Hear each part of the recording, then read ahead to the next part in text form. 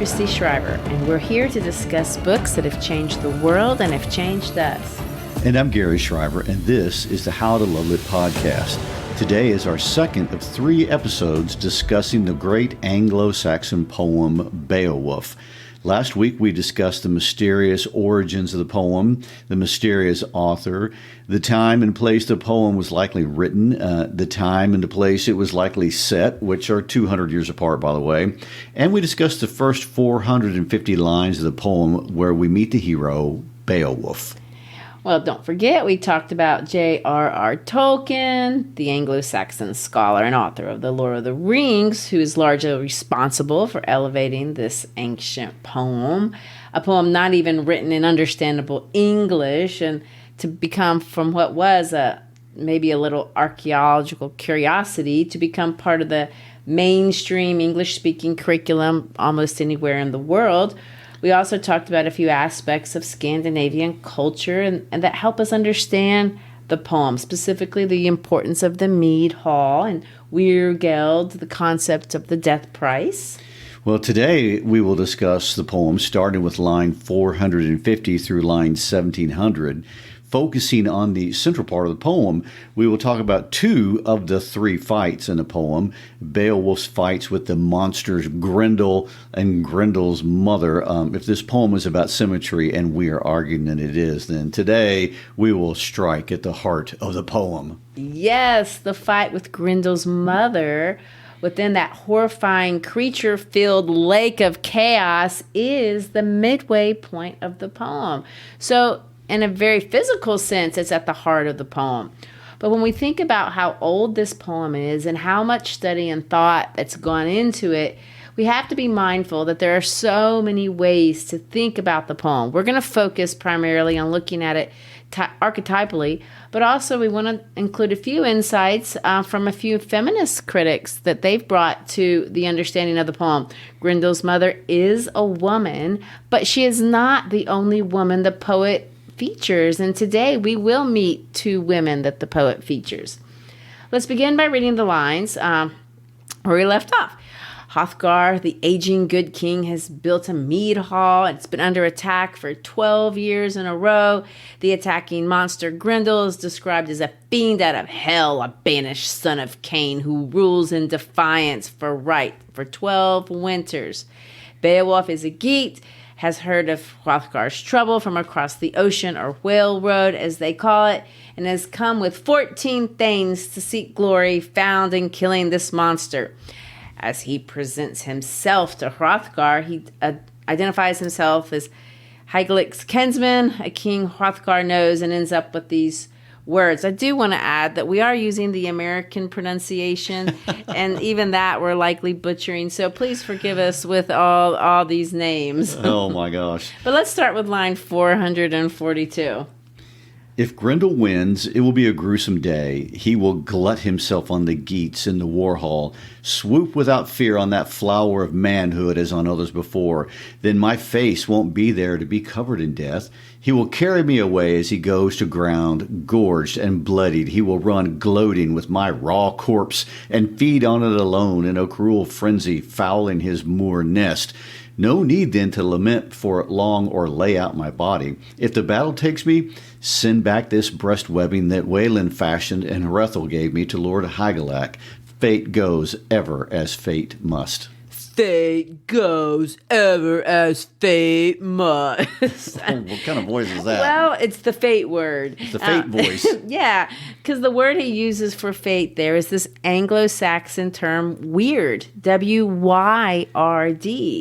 This is another one of those cultural words that's worth taking a moment to think about. It sounds like the word weird, W-E-I-R-D. But Gary, tell us a little bit about weird with a Y. What's weird? Are you weird? Am I weird? Am I making a weird face? Do you like weird music? I mean, we use this word weird in so many different ways, but our weird is kind of a far cry from Anglo-Saxon weird, or my being weird. Oh, You're telling dad jokes and making Yeah. dad joke puns. And you're confusing me for one. But the concept of Wyrd, W-Y-R-D, is another one of those pagan ideas that is still a part of our heritage as English speakers, albeit in a very diluted way.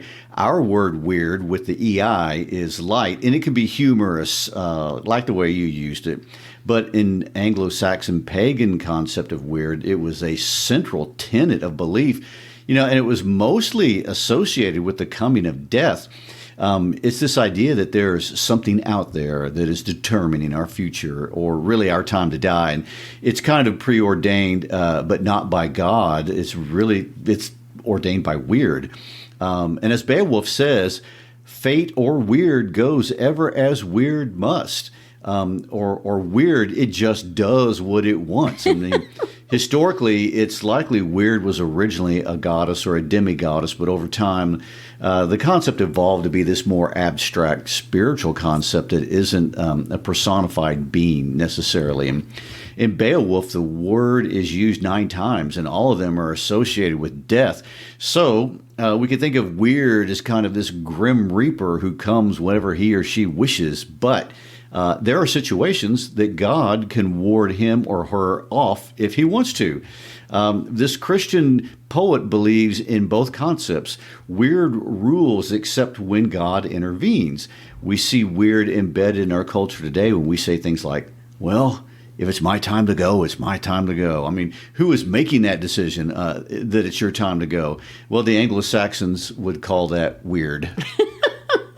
Well, the poet's use of this concept, weird, really, I think is just another example, what we talked about before, when Christianity and paganism kind of meshing together side by side in the story. Definitely. Weird is absolutely a pagan concept the poet and his audience just accept. But this Christian poet is modifying it and saying, yes, weird does exist, but God can control it. In Beowulf, the word weird often shows up side by side with the word Almighty God. So we see this side by side coexistence of 2 very opposite worldviews. And, from a historical perspective, it's easier to understand Beowulf more as an elegy than an epic poem. I mean, it's celebrating a well-lived life, but even the best of us do not escape weird. Anglo-Saxons and really all Norsemen understood that weird was in control and death would always win. And even Norse mythology is fatalistic. No one escapes. I mean, we can run, but we will never hide from weird. No, I get it. Anna, Lizzie, and I went to get facials the other day to celebrate Lizzie's birthday. We were in this beautiful environment. We drank sparkling water. We sat in cushy chairs. And then Olga, the facial lady, came to take me back for what was termed a special age-defying facial. I laid on the table and asked Olga, are you going to make me look just like Lizzie with this treatment? And she looked at me with no smile and said, no. And then I said, well, I'm here trying to ward off, death and aging. And she responded and said, yes, and you will lose. She sounded like she came straight from the mead hall. That, and that is totally a weird thing to say. To quote Beowulf, weird goes ever as weird must. There's nothing Olga or anyone can do about it. And when we're young, we're not supposed to feel much fear of weird. And the Beowulf of the first part of the poem is a young man. He speaks bravely about fate before he encounters the monsters. And Beowulf is bold throughout the entire poem. But here with Hrothgar, he speaks confidently about weird. And we learn from his dinner conversation at dinner in the mead hall with Unferth that he has faced and defeated death many times. And he tells this incredible story about swimming while holding a sword and wearing armor and all the while engaging in direct combat with sea beasts. I mean, weird is on his side. And time and again, and it says this, time and again, foul things attacked me, lurking and stalking, but I lashed out, gave as good as I got with my sword. My flesh was not for feasting on. There would be no monsters gnawing and gloating over their banquet at the bottom of the sea. Instead, in the morning, mangled and sleeping the sleep of the sword, they slopped and floated like the ocean's leavings. Wow. I know. I like how the poet gets so graphic. It's not just here, and it's fun. When Grendel attacks Beowulf, we get another gruesome description of their fight and how Beowulf kills him. But before we get to the fight scene, the poet devotes attention to that meal that you just referenced in the mead hall. We get to meet Queen Hrothgar. That's Hrothgar's wife. Queen Hrothgar has a very central role in this meal, and she exerts a lot of power in her role as a hostess and as a gift giver. She engages and she serves the thanes personally. I mean, this demonstration of the Anglo-Saxon understanding of female power, and it's different and it looks differently than male power and serves a different purpose in Anglo-Saxon society, and it's a very important purpose. I mean, Wealhtheow commands quite a few lines from the poet. Hrothgar, King Hrothgar, the ring giver, is the model ideal king. In some ways, I think we'll see that he can be compared to the dragon, who is an aberration. Hrothgar, the peace giver, the queen, she's the model queen, and she can be compared with Grendel's mother, who really is an anti-queen. Grendel's mother is the expression of female power at its worst. Her aggression almost takes down Beowulf. Queen Hrothgar is in the hall, as well as Queen Haig later on in the text. They're both very powerful, but they don't wage war. They weave peace. They weave peace among the thanes, and they weave peace among peoples. They build alliances. They make men engage properly. They restrain them. Wealhtheow's whole reason for being married to Hrothgar was to bring peace. And in the mead hall, she's described as moving through with this drinking bowl, weaving social cohesion. It's the fundamental role of a queen. Bring peace to feuding men who can't make peace on their own. This, of course, is the exact contrast to Grendel's mother, who's an avenger, desperate for revenge. And although, revenge is at the heart of Anglo-Saxon and Viking culture during this time period, a good queen weaves peace, not war. And although Grendel or a male aggressor may seem oppressive and dangerous, the poet clearly suggests, and really, I know this is in other parts of Anglo-Saxon literature too. It's not just this poet that says this, but female aggression is deadly. It's indirect, it's subversive, it's more difficult to eradicate, and maybe more dangerous than the male counterpart. Well, there you go. There's your girl power. I mean, there's a lot of research from 21st century psychology that I think agrees with the poet. But before we talk about Grendel's mother, let's look at Grendel. Grendel's attack is based solely on overpowering his opponent in the dark. Quote, out of the night came the shadow stalker, stealthy and swift. Now, I'll begin with line 710. In off the moors, down through the mist bands, God-cursed Grendel came greedily loping. The bane of the race of men roamed forth, hunting for a prey in the high hall. Under the cloud murk, he moved towards it until it shone above him, a sheer keep of fortified gold. Nor was that the first time he had scouted the grounds of Hrothgar's dwelling. Although never in his life before or since did he find harder fortune or hall defenders. Spurned and joyless, he journeyed on ahead and arrived at the bawn.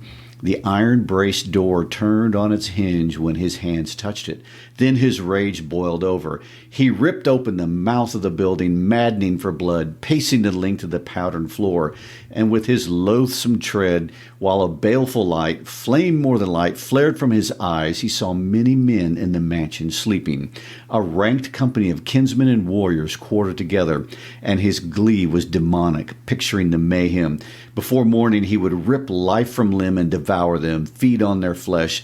But his fate that night was due to change. His days of ravening had come to an end.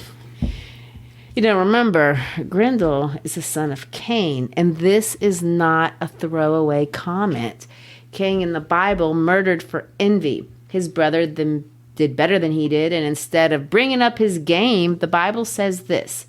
And this is God talking to Cain. If you do well, will you not be accepted? And if you do not do well, sin lies at the door, and its desire is for you, but you should rule over it.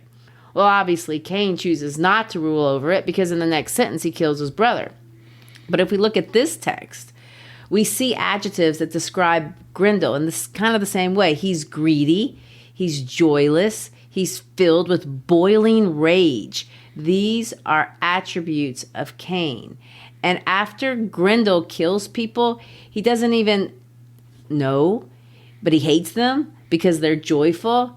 It says that he feels glee, demonic glee. This is the poet's picture of evil.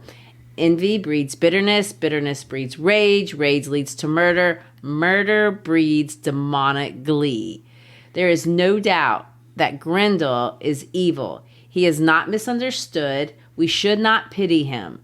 Beowulf is staring into the glaring eyes of evil. And so the archetypal question becomes, when evil is wreaking havoc in the mead hall, if an evil monster is brutally attacking and bringing destruction, how does one heroically face the evil? The answer in this text, and it's something that we miss if we're looking at the translated text, and all of us are, well, most all of us are, but our word monster comes from monstrum, and that word is not original to the text because it didn't even exist until the 14th century. The poet of Beowulf, he used another word besides monster that we translate into this modern word monster. The word that the poet uses to describe Grendel is this word Agloeca, oglioka, which doesn't mean much to any of us, except where we see it in other places in this poem. The word oglioka, the one that I just said, is used to reference Grendel. It's later used to reference the dragon, but it's also the word that the poet uses to reference Beowulf. It means big, extraordinary things, and it's used to describe all three, Grendel, the dragon, but unusually Beowulf. So in other words, let's simplify this down. If you want to fight a monster, you got to be a monster. You must be this big, extraordinary thing. Well, for me, I'm small, and that seems unfair. How can I ever be a monster to match the monsters that I face? And yet you can. All of us can become this monster for good. I mean, it's a very important psychological concept, and it is the very definition of courage. And, you know, interestingly, in The Hobbit, Tolkien's hero, Bilbo Baggins, who faces the dragon, is smaller than you are. Now, his feet are bigger than yours. But he's smaller. Oh, that's good. Well, he's a hobbit, and as big of a physical contrast with Beowulf as artistically possible, which I think is an accurate way to think about being a monster, because physical strength is a visual representation of strength, which is much more abstract and difficult to understand in real life. But even in The Hobbit, well before Bilbo meets Smaug, he has to face other terrors, and he saves men who are physically much bigger than he is in the process. And of course, the dragon that he ultimately faces is bigger than all of them. And, you know, being a monster is a willingness to stand steadfast with unflinching courage in the face, really, of horror and assault in whatever form. And that's something internal, although this story expresses it outwardly. In Beowulf, strength is imagined as equally large hero. You know, Beowulf has the strength of 30 men in each grip, but obviously that's a metaphor. And Beowulf becomes a hero not because he's big, but because he has the courage and the will to face the monster. And, you know, he takes on the responsibility to do so, and he enters Heorot voluntarily, and he voluntarily wrestles with evil. Might and cannily, Hygelac's kinsman was keenly watching for the first move the monster would make. Nor did the creature keep him waiting, but struck suddenly and started in. He grabbed and mauled a man on his bench, bit into his bone lappings, bolted down his blood, and gorged on him in lumps, leaving the body utterly lifeless, eaten up hand and foot. Venturing closer, his talon was raised to attack Beowulf, for he lay on the bed. He was bearing in with open claw when the alert hero's comeback and arm lock forestalled him utterly. The captain of evil discovered himself, Beowulf's fight within a hand grip harder than anything he had ever encountered in any man on the face of the earth. Every bone in his body quailed and recoiled, but he could not escape. He was desperate to flee to his den and hide with his devil's litter, for in all his days he had never been clamped or cornered like this. Then Hygelac's trusty retainer recalled his bedtime speech, sprang to his feet and got a firm hold. Fingers were bursting, the monster backtracking, the man overpowering. The dread of the land was desperate to escape, to take a roundabout road and flee to his lair in the fen. I'll skip over the description of the struggle, but suffice it to say they wrestle all over the mead hall, and some of the other thanes try to jump in, but their swords can't even penetrate Grendel's skin. Finally, though, Beowulf prevails, and I'll pick up on line 809. Then he who had harrowed the hearts of men with pain and affliction in former times, and had given offense also to God, found that his bodily powers failed him. Hygelac's kinsmen kept him helplessly locked in a hand grip. As long as either lived, he was hateful to the other. The monster's whole body was in pain. A tremendous wound appeared on his shoulder. Sinews split and the bone lappings burst. Beowulf was granted the glory of winning.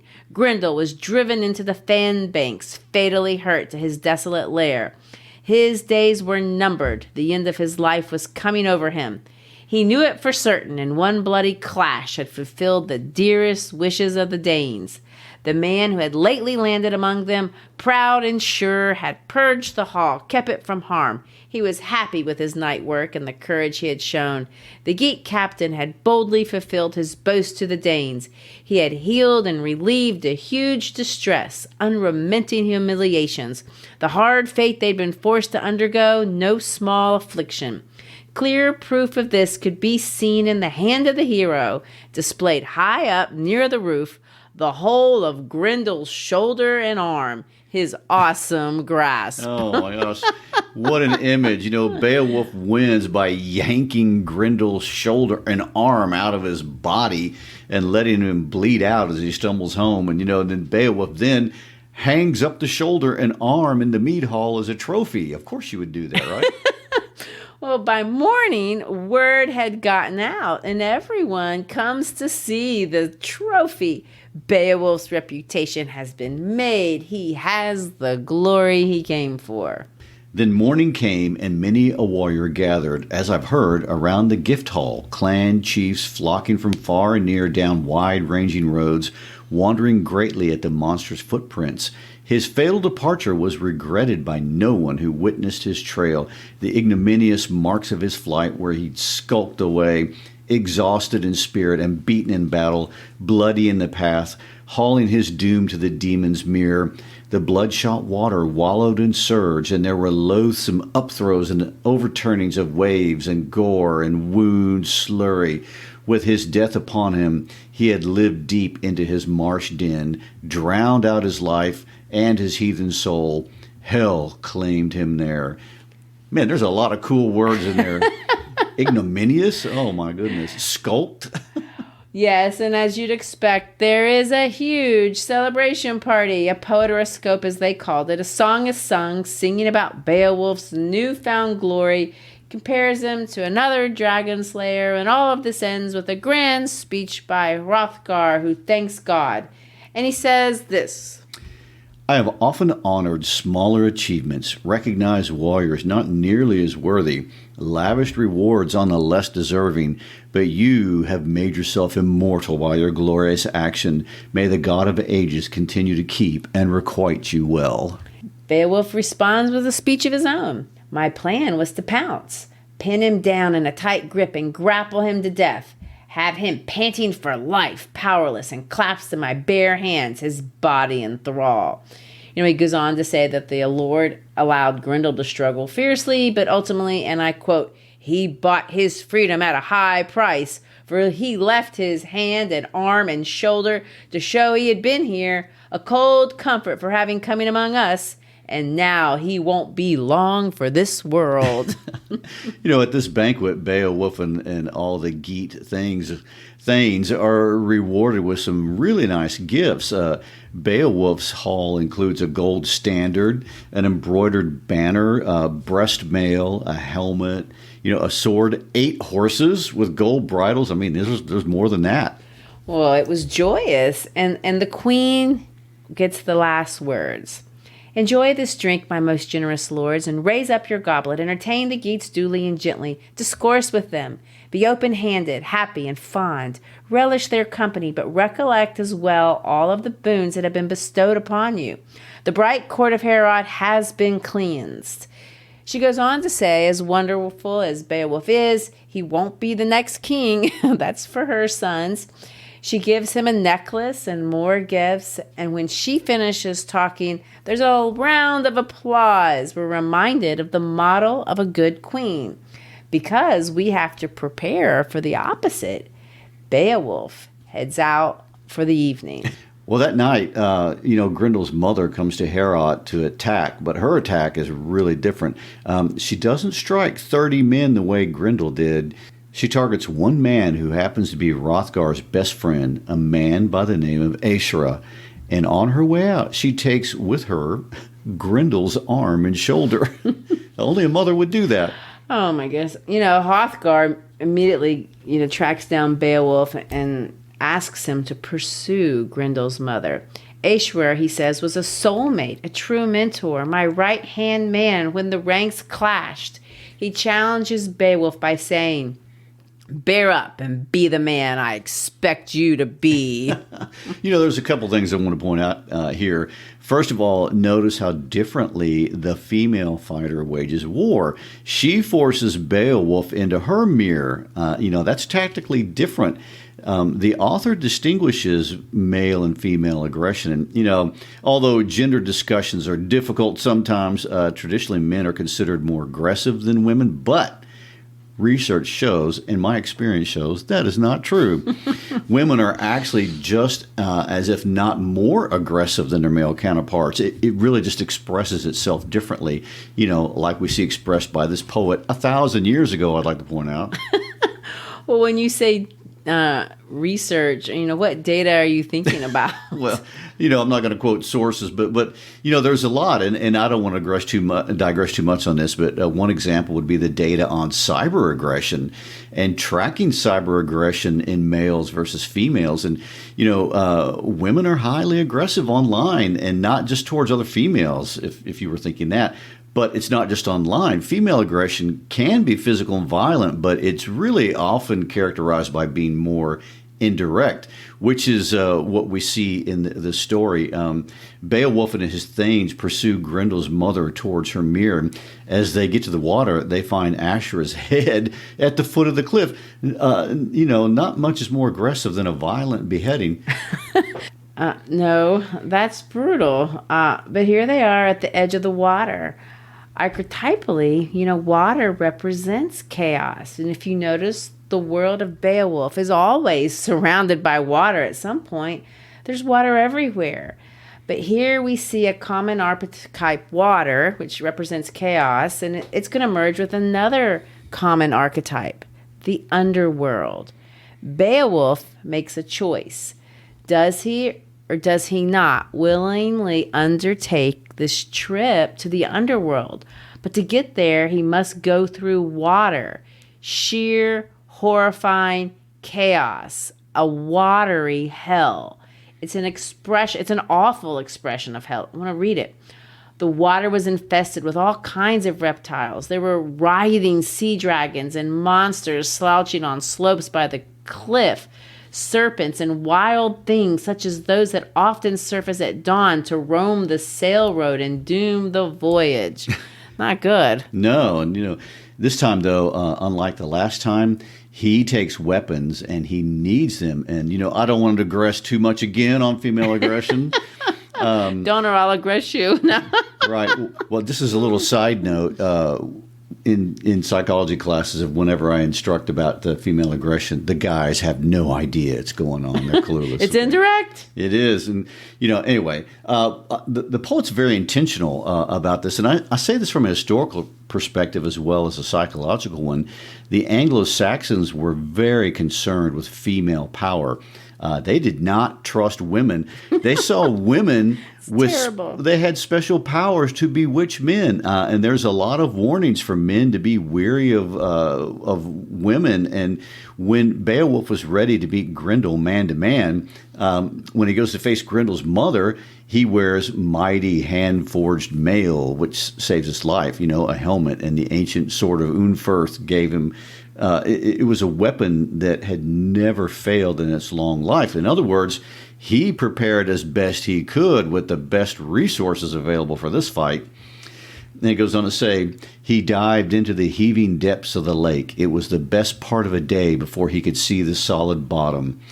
Quickly, the one who haunted those waters, who had scavenged and gone her gluttonous rounds for 100 seasons, sensed a human observing her outlandish lair from above.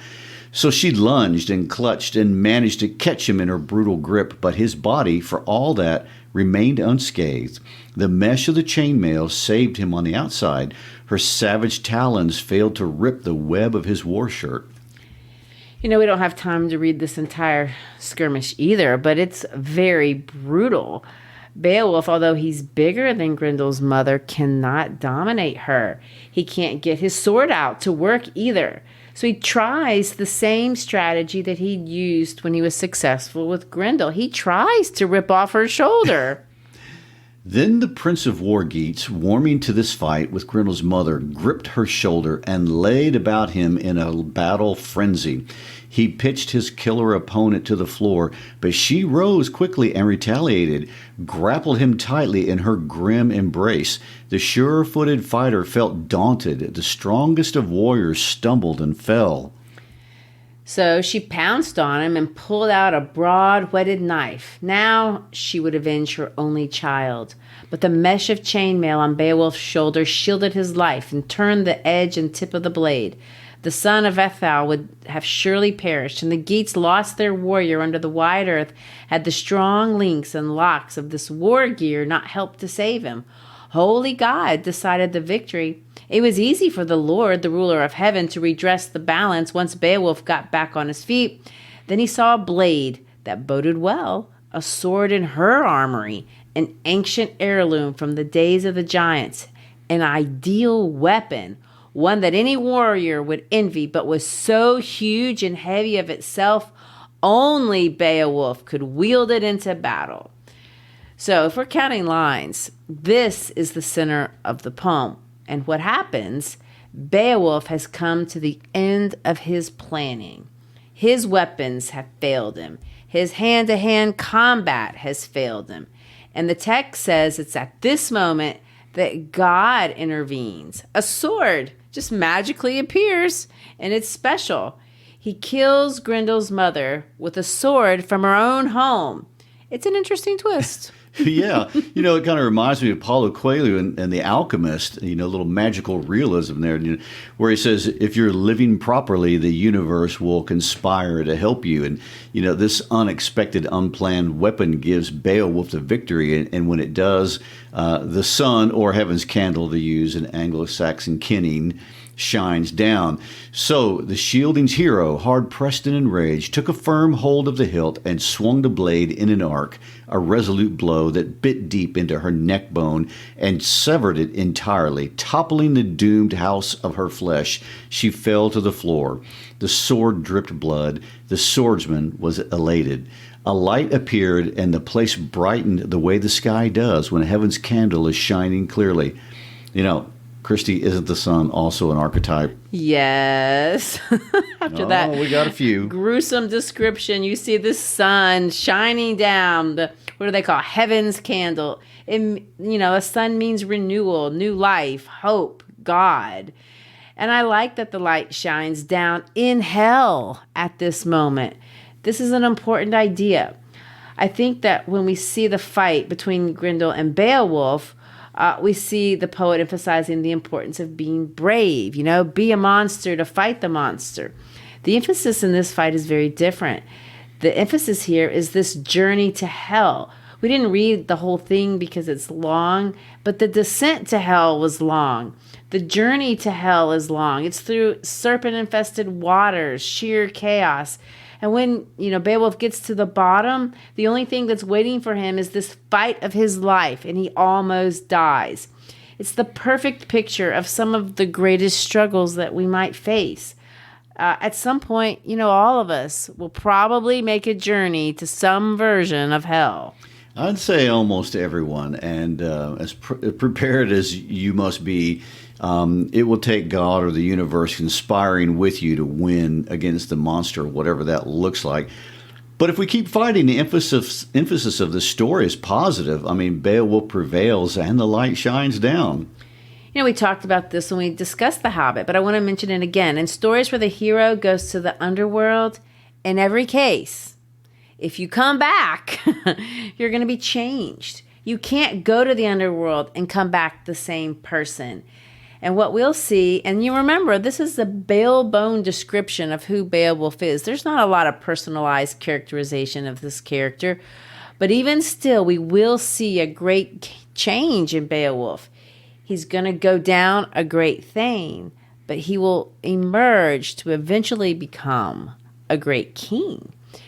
Beowulf looks around Grendel's mother's lair and he sees all kinds of treasure. She's been hoarding, but he takes none of it. Well, mostly none of it. He takes two things with him. He'll take the hilt of this sword that he just talked about, but even the sword won't survive the fight. He will also bring back Grendel's head. He'll have to cut it off first, though. Beowulf's trip to the bottom was long, but the trip to the top doesn't take near as long. No, it doesn't. And he's dragging this enormous head with him. Grendel's head apparently produces so much blood as he comes out of the water that the shieldings leave and go home thinking that Beowulf is dead. I noticed that. Everyone thinks he's dead. The thanes think his thanes think he's dead too. But fortunately, they decide to stick around. When Beowulf emerges from the water, his sword, and the sword's name is Hrunting, it didn't work. He has it, and he has the hilt of the sword that he took from Grendel's mother that did work. He's wearing his mail. He has this helmet, and he's hauling Grendel's head, which will take 4 thanes to host and haul on a spear back to Heorot. When they get back to Heorot, Beowulf will present the hilt of the winning sword to Hrothgar, who is called Son of the Halfdane here.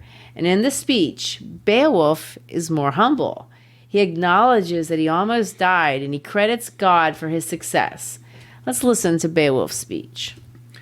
So, son of Halfdane, prince of the Shieldings, we are glad to bring this booty from the lake. It is a token of triumph, and we tender it to you. I barely survived the battle underwater. It was hard fought, a desperate affair that could have gone badly. If God had not helped me, the outcome would have been quick and fatal, although Hrunting is hard-edged. I could never bring it to bear in battle, but the Lord of men allowed me to behold, for he often helps the unbefriended, an ancient sword shining on the wall, a weapon made for giants there for the wielding. Then my moment came in the combat, and I struck the dwellers in that den. Next thing, the Damascene sword blade melted. It bloated, and it burned in their rushing blood. I have wrested the hilt from the enemy's hand, avenged the evil done to the Danes. It is what was due, and this I pledge, O Prince of the Shieldings. You can sleep secure with your company of troops in Heorot Hall. Never need you fear for a single thane of your sept or nation, young warriors or old, that laying waste of life that you and your people endured of yore. Then the gold hilt was handed over to the old lord, a relic from long ago for the venerable ruler. That rare smith work was passed on to the prince of the Danes when those devils perished. Once death removed that murdering, guilt-steeped, God-cursed fiend, eliminating his unholy life and his mother's as well. The speech goes on a little longer, but we don't have time to read it all. So, Christy, what do we make of this triumphant return and his presentation of the sword hilt to King Hrothgar? I know they're long, and I know we don't have time to read them, but I do like them. It's where we see the values of the Anglo-Saxons and where we see exactly what they want their readers to understand, or their listeners, really, I guess, when they hear these stories themselves. I'm reminded of what Tolkien said to C.S. Lewis. C.S. Lewis had famously said to Tolkien that myths were lies and therefore worthless, even though breathed through silver. That's the quote. And Tolkien famously responds and say, no, they're not lies. In fact, they are the essential truth, the primary reality. What we're seeing in these stories, we can understand through the speeches. In the first 2/3 of the poem, the emphasis is on fighting and killing monsters. How does one defy and triumph over evil? Beowulf the Thane, that's what he does. He's faced and he fought Grendel, and he voluntarily goes to hell and back, almost dying in the process. But he emerges changed. And we see this change in this first speech. What does he do? He's giving Hrothgar something. Now, this is interesting and in some ways unexpected. He doesn't owe Hrothgar anything. He's not Hrothgar's Thane. He's Hygelac Thane. To the contrary, Hrothgar owes him something. But Beowulf's first act is to give a gift. To me, this signals a change. He's not a Thane chasing glory. He's a gift giver. That's the term the Anglo-Saxon poet uses for king. Beowulf's not a king here, but he's acting like one. He's acting in a way that demonstrates true leadership. Leadership is not being the biggest Thane in the room, the one with the most power or the most money or the best breeding. Leadership is this mindset shift. It's not what I can take from you. It's what I can give you. It's a complete reversal in thinking, a change in worldview. The rest of the poem is an expression of how one acts as a king, as a leader. What's the difference between a good king and a dragon? What does one do with power after you get it? It's one thing to become a hero, especially if you have nothing before. But what if you're sitting on wealth? What if you can hold gold or hoard gold if you want to? What if you're powerful? What if you can breathe fire? We've seen more than one leader over the centuries rise to leadership only to emerge not as a king, but as a dragon. If it takes a monster to overcome a monster, if it takes going to hell to become noble, what does it take to be a good king? And do all kings have to slay dragons? These are some of the final questions of Beowulf and the ones that we'll be talking about next episode. But as we leave this one, let's give Hrothgar the last word. He sees in Beowulf not just a monster slayer, but now a protector of his people, one who upholds justice and truth. And for this reason, he wants to be his friend. Then everyone hushed as the son of Halfdane spoke this wisdom. A protector of his people, pledged to uphold truth and justice and to respect tradition, is entitled to affirm that this man was born to distinction. Beowulf, my friend, your fame has gone far and wide. You are known everywhere. In all things you are even-tempered, prudent, and resolute. So I stand firm by the promise of friendship we exchanged before. Forever you will be your people's mainstay and your own warrior's helping hand. Well, next episode we will pick up from here and finish looking at Hrothgar's speech to the young Beowulf. Then we have to skip 50 years into the future to see how Beowulf's life ends. There's no suspense here. Beowulf, by the way, we know that he will face the dragon. We know that he will face Wyrd. He will die. But we also know it's not all that tragic. And we will see what the Anglo-Saxons think was a life well lived. Well, there is a lot to unpack in 3,000 lines, and we hope you're enjoying it as much as we are. Thank you for listening this week. Next week, we will conclude our discussion of Beowulf. If you've enjoyed the series, please honor us by leaving a positive review or comment either on our podcast app or our YouTube channel, which we would like to remind you all is out there. So please give us a 5-star rating, share this episode with a friend, via email link, a text message, posting it on your social media. If you're a teacher, don't forget to check out our website. You can find links to all of our episodes as well as listening guides for classroom instruction. Thanks for being with us. Peace out.